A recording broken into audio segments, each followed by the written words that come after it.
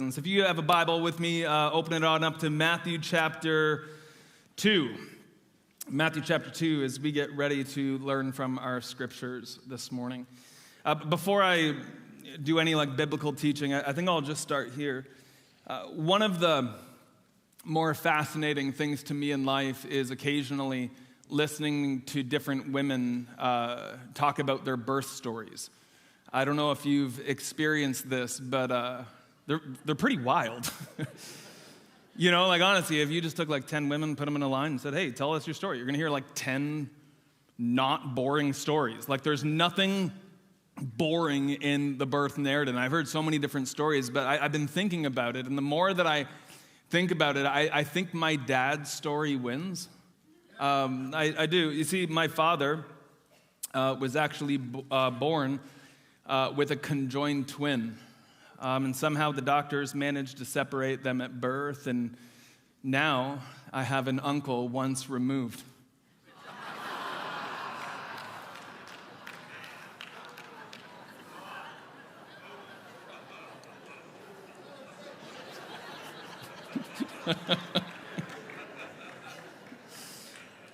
Wah, wah. All right, bad joke. My dad, just in case you missed it, he was not born with a conjoined twin. He doesn't have the best birth story. You know who does? Jesus. I'm not kidding. Jesus wins. He wins. His birth story takes first place. From angelic manifestations, the Immaculate Conception, to the Magi's visitation, bringing gifts. There is no other birth story like Jesus's. It's so wild. And so if you're new, maybe visiting with us this morning, you should know that the birth story of Jesus is so complex and deep and meaningful that this Christmas we're not looking at all of it, but rather just one little tiny piece. But this one little tiny piece that we're looking at in and of itself is so rich that we're just taking multiple weeks looking at this. And what we're doing is we're slowing down to look at the three gifts that the Magi, or sometimes we call them wise men, what they offered to Jesus after he was born. So let's just take a look. This is our anchor verse this month, Matthew chapter 2, verse 11. It says, and after they came into the house, that's the Magi, they saw the child with his mother Mary, and they fell down and worshiped him. Then they opened up their treasures and presented to him gifts of gold, frankincense, and myrrh. Gold, frankincense, and myrrh. No gift cards, diapers, onesies.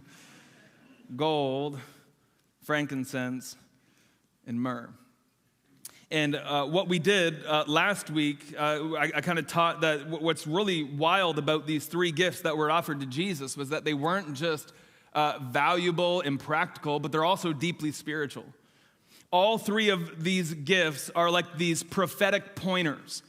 The reason why Matthew, when he was writing his biography on the life of Jesus, includes not just that they came and they gave gifts, but what the gifts were, was because these are all pointing to a unique aspect of who Jesus is and what he would become. So we started last week with, actually, we're doing them in reverse order. So we started last week with the last gift mentioned, that's myrrh.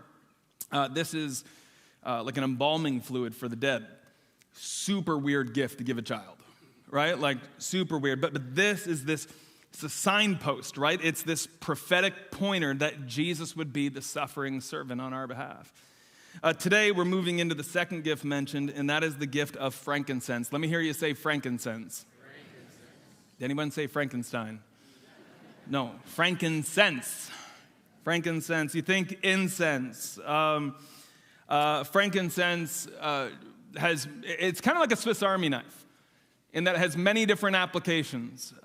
Today, frankincense is used for many different things. Usually, it's boiled down into an oil. It's put in soaps and lotions, perfumes, that kind of stuff. It can be used today for wound healing. Some people use it that way. Interesting, in my research, frankincense can also be used to help reduce gas, like flatulence. I just saw a bunch of wives reach for their phone. You're on Amazon right now. Christmas gift. Franken, my husband needs frankincense. Like that's what it's used for today. That's not really the question, though. How do we use it today? The question is, like in our scriptures, how was frankincense used back then? And what's really interesting is that frankincense is mentioned 17 times in Scripture, and almost every time it's mentioned, it's associated with one thing, and that is the priesthood of Israel. The priesthood of Israel. You see, frankincense was actually used for and by Jewish priests. It was used for them when they were being ordained into service. They would mix an oil with frankincense and pour it over the priest's head. And it was the aroma of the frankincense that would be this signifier that they are set apart for the Lord's work. It was used for them, but it was also used by them. It was used by the priest, kind of like as an incense in the tabernacle to worship God. So you have to see it. Whereas last week, myrrh represents Jesus, like our suffering servant. This week, frankincense represents Jesus, our high priest. Let me hear you say high priest. Jesus, our high priest. Now, before I can explain to you how Jesus is our great high priest, I need to give you a little bit of a history lesson today. Because if I don't give you the background on the priestly system in the Old Testament, none of this is going to make any sense. The gift of the Magi, the second gift, is going to make no sense unless we go back and we look at the priesthood of Israel. So I'm going to try to make it as simple as I can because it's very complex, but I'm just going to make it super simple. The Jewish priests in the Old Testament had two jobs. Like if you broke it down to just two things, what they did every single day was they made sacrifices and they offered up prayers. That's the job. Sacrifices and prayers. Sacrifices and prayers. Every single day, the priest would make sacrifices for the people's sins, and they would actually offer up prayers to God on behalf of the people because of their sins. But the question that we have to ask is, why was this their job? Like, you ever thought about, why does that job even exist? Why are they making sacrifices and prayers on a daily basis? Well, it's a pretty simple answer. Because God is holy and we are not. You hear me? God is holy and we are not. Like, Parkwood, I just want you to sit with this for a moment. God is holy. Like, if there is a singular word that we can choose to try to describe who God is, it's this word, holy, meaning set apart. It was Wayne Grudem, who is trying to explain the holiness of God, uses this language. He says that God is qualitatively other. Like, he's not made up of the same stuff that you and I are made of. He's something else. He's not confined to time and space and matter. He is holy. He's set apart. He's something else. I love the picture in the book of Revelation. This guy named John, the great revelator, he gets this vision of the throne room of God, and he sees all of these really bizarre creatures flying around the throne, and they've all got these different heads and different looks, but the one thing they have in common is they all have these eyes, like all around their bodies and their wings, around their legs and their back, and they see everything. That's the point. There's nothing that goes on in the throne room of God that they don't see. No one gets to talk behind their back. You with me? They see everything, and their job is to say what they see. And what did they say every single minute of every single day? Holy, holy, holy is the Lord God Almighty.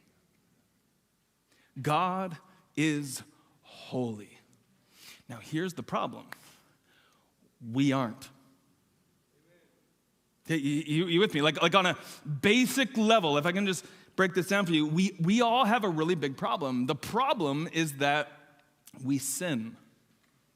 We It's an archery term, sin. It literally means to miss the mark. We miss the mark. We fall short. And then it gets even worse. The Bible says the wages of sin is death.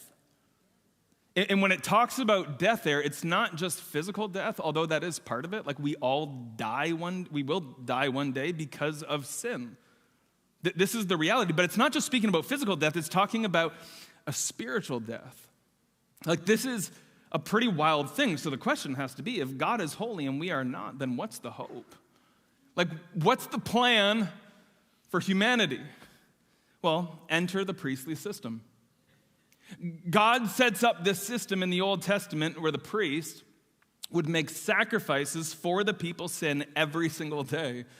And you have to understand that because God is holy and just, sin must be paid for. There's no like sweeping it under the rug, kind of turning a blind eye. Like it must be paid for. So every day, what the priests would do is they would kill lambs and they would kill goats and bulls to temporarily cover the sins of individual people. And then one time a year, the high priest would go into something called the Holy of Holies, and he would actually make a temporary payment for the sins of the entire community. This was the plan. A lot of death, a lot of blood, over and over and over again. This was the old covenant way. And it kind of worked. Kind of. Like when you messed up, when you sinned and you're like, oh, I got to get a lamb, I got to get a bull, whatever, got to get to the priest and they'd cut and they'd atone for your sin. But then the problem was you probably sinned the next day. So what do you do then? Well, you got to go back and get another animal. And it's this thing, back and forth it went. Clearly, the system was broken. Clearly, we needed a better sacrifice and we needed a better sacrificer. You see, the problem wasn't just that the lambs were insufficient for the full weight of sin. The problem was that the priests were insufficient as well. You hear me? Like they were sinners, just like you and just like me. Like the whole system was broken. Humanity needed something better. And something better is what came. So you're in Matthew. Flip over to the right, a number of books, and you're going to get into the book of Hebrews. Today, we're just going to hang out in Hebrews for the rest of our time together. If ever there's a book of the Bible, you got 66 books in the Bible. If you're looking like, is there one that just like really outlines the high priesthood of Jesus? Yes, Hebrews. Like this is the book. I'm just going to take you to a couple different texts here. But I want you to listen right now to the author, make the difference between the Old Testament priestly system and the New Testament, the New Covenant priestly system under Jesus. Look at this, Hebrews chapter 10, verse 11. He says, under the Old Covenant, the priest stands and ministers before the altar day after day, offering the same sacrifices again and again, which can never take away sins. Not fully. Watch this. But, let me hear you say, but. Our high priest offered himself to God as a single sacrifice for sins, good for all time. Then he sat down in the place of honor at God's right hand. That was not the reaction I was going. That was an amazing Bible verse right there. Like, it says, under the old covenant, there was so much death. There was so much blood on it went. It temporarily covered, but then you sinned, you had to go back and all this kind of stuff. This was the old covenant way. But under the new covenant, now that we have Jesus, our great high priest, he is the single sacrifice.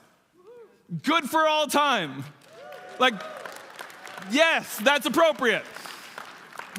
Good for all time. The author of Hebrews says that after Jesus offered up himself, right, this is important to see in the text, who killed Jesus? That's a complicated question. Because the Bible actually points in multiple directions, but one of the answers, Jesus killed Jesus. Did you know Jesus says, no one takes my life from me? I lay it down freely. In one sense, it wasn't the Jews or the Romans, the Pharisees, the Sadducees. Jesus is the offerer and the offering. He's the sacrificer and the sacrifice. He is the great high priest. And the author of Hebrews says, this is amazing, he says that when Jesus offered himself up, right, he becomes that sacrifice. He then rose from the grave. He ascends into heaven. Amazing picture. And then it says this, he sat down at the right hand of God. That's amazing. Jesus sat down. You want to know why that's amazing? Let me tell you. I'm just going to educate you either way. Here's why this is amazing. In the old covenant priestly system, the priest never sat down. Of all the articles of furniture mentioned in the tabernacle in our scripture, one is missing. You know what it is? A chair. They never sat down because the job was never over.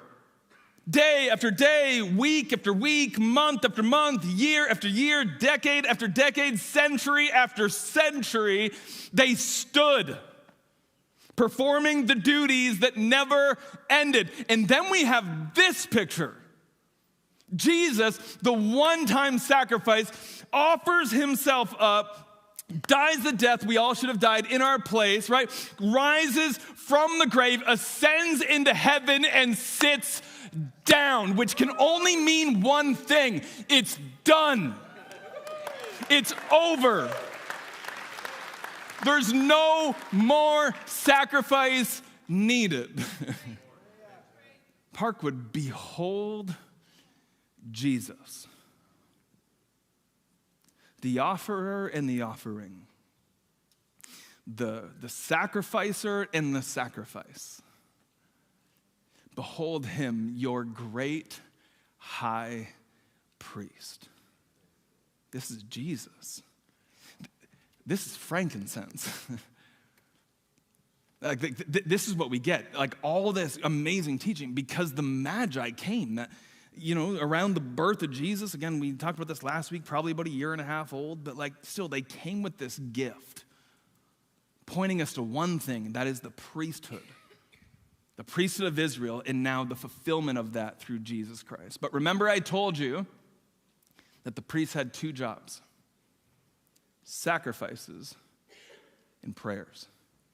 So we just spent some time looking at the sacrifice part of this. But for the rest of our time, I want to enter into what I think is going to be a really fun piece of looking at Jesus, the second role of his high priesthood, and that is Jesus offering up prayers for his people. You see, the image of Jesus sitting down at the right hand of the Father doesn't just speak to us that one part of his priestly responsibilities is done. It actually kind of shows us that this other part of his priestly responsibilities is just getting started. Where is Jesus sitting down? At the right hand of the Father. Which gets this other picture in our head, not just that the work is done, but that he's actually seated in close proximity to the Father and he has his ear. That's the other picture that let me just show it to you. If you're in Hebrews chapter 10, flip just a few chapters to the left or push a button on your phone, go a few chapters over to the left. We're going to go to Hebrews chapter 7 here, verse 23. Listen to this. It says, there were many priests under the Old Testament, or under the old system, for death prevented them from remaining in office. Now, that's just an obvious statement, right? Priests die, right? There's so many different priests were doing this over and over and over again throughout the centuries.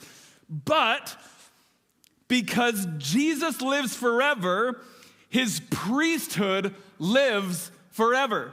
And then verse 25, before we read it, you got to see this is the dual function of the priest in one verse. It says, therefore, he, Jesus, the great high priest, is able, once and forever to save those who've come to God through him. Now, he does that because he's the sacrifice and the sacrificer. And watch this.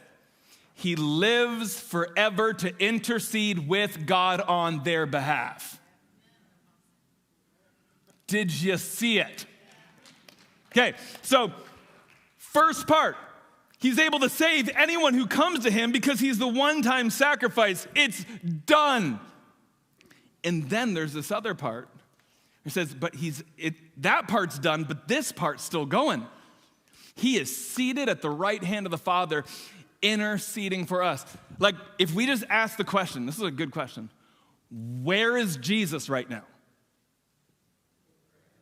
He's at the right hand of the Father, sitting down. And what is he doing? He's praying for you. Did you know that Jesus is praying for you? You ever thought about that? I honestly think at this point, I was talking with the pastors a few days ago. We were in a prayer meeting just about this, and I think when it comes to Jesus praying for us, it's something that we'll say occasionally, but we don't really kind of sit in it to think about the implications of what that means. Like Jesus right now is at the right hand of God the Father interceding for us. Intercession is to kind of step into the shoes of somebody else and to lift them up. That's what intercession is. And this is what Jesus is doing for us. He's praying for us. And I was thinking about my role and function here at the church. I love my job. Before I say anything, I love my job. But there's weighty moments in it. And one of the great blessings that comes with my role is that I know that many of you are praying for me and my family. And I know this because I get text messages or emails or phone calls, or in the hallway we'll bump into each other, and often someone will say, hey, Pastor, just praying for you and your family. We were out for dinner with a couple a little bit ago, just getting to know them a little bit better, and the husband just said, it was the weirdest thing. It was like 3 o'clock, 4 o'clock in the morning, and I woke up, and Danny, you were just on my mind, so I didn't know what to do, so I just started praying for you, And I just got to tell you, Parkwood, every time I get a text message or anything and someone's like, hey, praying for, I need you to know, I am so incredibly humbled and grateful that the Lord would put you on my mind, put me on your mind. I am so grateful for that. I feel it in a very tangible way. But I'm also aware that it's not just you. Jesus is praying for me. And can I tell you, I need his prayers. Now let's make this even better. Not about Danny Gray. Jesus is praying for you. Amen. And you need his prayers. Amen. Anyone here, just grateful. Maybe even if you don't understand how it works, anyone grateful that you're on the mind of God? For real, this is such a wild thing, and I hope you understand how big of a deal this is when the bottom falls out and you feel swallowed by the very darkness that you promised that you'd never return to. Jesus is praying for you. When you can't even speak, your chest is tight and your thoughts are loud, Jesus is praying for you. When the guilt you thought you'd buried somehow rises up again, telling you that you'll never change, you'll never overcome, you'll never be free, it's in those moments that Jesus is praying for you. Not theoretically, not symbolically, actually. Right now, Jesus in this very moment is your great high priest, who after he sacrificed himself, ascended and seated himself next to God the Father, and he is interceding forever on our behalf. This is the good news. And the reality is, friends, you got to understand this. He sees the battles that no one else sees. Inside of you, the fears that you never say out loud, the wounds that you try to hide. And he doesn't back away. In fact, he leans in a little bit closer to the Father and starts praying as your mediator, as your advocate, as the middleman, as your great high priest. Jesus is praying for you. Worship team, come on up. And let me tell you the really good news with that. Like the really, really good news with that. His prayers work. Okay? Like, did you know in the book of James, it says that the prayers of a righteous man availeth much? Meaning that like the sincere and heartfelt prayers of the man or woman who is walking close to the Lord, like they are powerful and effective prayers. Like that's an amazing Bible verse for us. And if that's true of us, how much more true is that of Jesus? I want you to think about this. There is no one more righteous than Jesus. There's no one more holy than Jesus. And there's no one as close to the Father as Jesus. When we talk about the prayers of the righteous man availeth much, I mean 99.9% of the time we think about us. How about for a moment we think about God? How about we think about him, the God-man, Jesus Christ, our great high priest right now, the perfect righteous one, the one without sin. That's your advocate. That's your high priest. That's who's lifting you up right now. I was thinking about this week. I think one of the greatest problems we have has to be, as we go through life, that we are completely unaware of what God is doing. Completely unaware of the blessings that we experience on a day-to-day basis that we take credit for, but it was actually his work. I was thinking about this. Like we move through our days assuming that we're standing by our own strength, escaping temptation by our own discipline, finding peace because of our own resilience, but could it be? Could it be that you actually resisted what once overwhelmed you because Jesus was praying for you? Could it be that your faith didn't fail when everything else around you did because Jesus was praying for you? Could it be that conviction rose up in you before compromise took root because Jesus was praying for you? Honestly, this morning I'm coming into church and I'm just praying, God, would you open up our eyes to see you for who you are? We spend so much time in the church, and rightfully so, talking about Jesus, our sacrifice. But like today, let's look at that other function, which I think is so important and stunning, that right now you have an intercessor in heaven. The God-man Jesus Christ, the great high priest. And maybe, just maybe, you don't get the credit for where you are. Maybe, just maybe, it's him. I know some people, we go through life and it's like, I am where I am because I'm amazing and I'm smart and I worked hard and I did this, but I know there's others that would just say, but for the grace of God, where would I be? Surely goodness and mercy shall follow me all the days of my life. All that I have, all that I am, all that I ever hope to be is wrapped up in his grace and mercy over my life. Can we stand up in this room?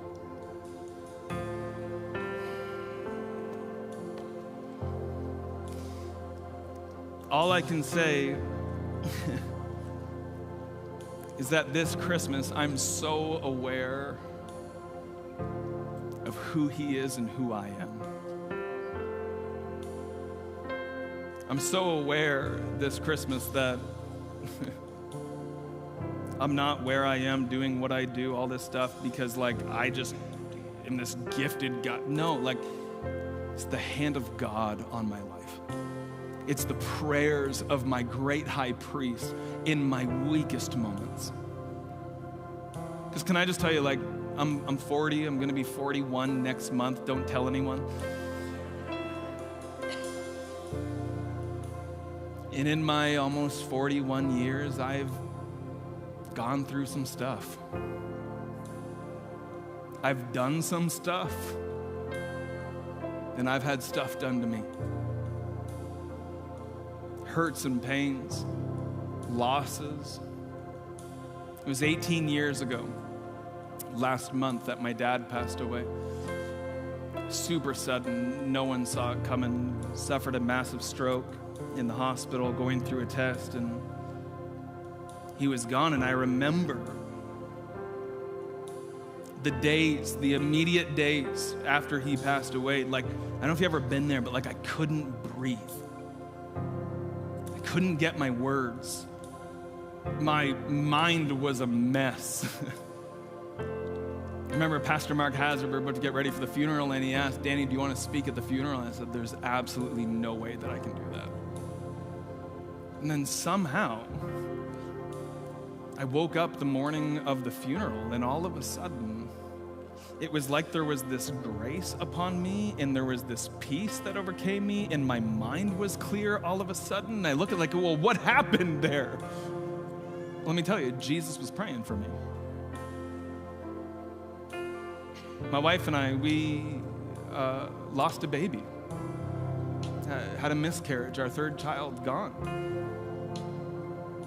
And you're in the immediate season, especially going through something like that, and you're grieving all of what could have been.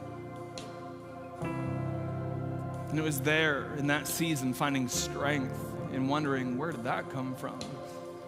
Jesus was praying for me. Like, I don't know, this might come as a shock to you, but in the position that I hold, people have opinions on Danny Gray.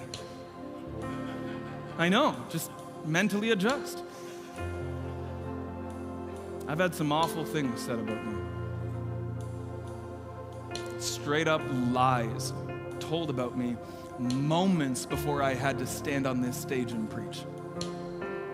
And I have no way of explaining it other than to say I move and the grace comes upon me. Why? Because I have a great high priest in heaven who knows my name. And he knows your name. And he knows your struggles. In fact, Hebrews chapter 4, we're not even getting into this text, but it says that we have a great high priest who's not uninformed or distant, but actually he knows exactly what we're going through, every struggle, every pain, because he went through the same thing, yet without sin. He's our perfect mediator. He's our great high priest. We're going to sing this song. It wasn't the plan. I just messaged the team halfway through the service, but we're going to sing that Waymaker song again. And I love the bridge. How's it go? I just said I love it. I should know it. Even when I don't see it, you're moving.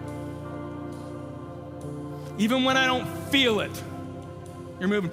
Even when I go through life and I take all the credit that you deserve, God, you're still there. And you're still working, and you still love, and you're still gracious. He's our Waymaker, even in the days when we don't see it, recognize it, or acknowledge him. And he's our miracle worker on the days when we do. He's God. He's Jesus. He's our great high priest. So before we run out the door, I know we got stuff to do. You guys still have gifts to buy. Why don't we just take a moment right now and let's offer up our worship to Jesus Christ. He is the offerer and the offering, the sacrificer and the sacrifice. And he is the great intercessor of our souls. He sees you, loves you, and right now is at the right hand of the Father, advocating on your behalf. He's the righteous one, the perfect one. He's our priest. Let's worship him as such.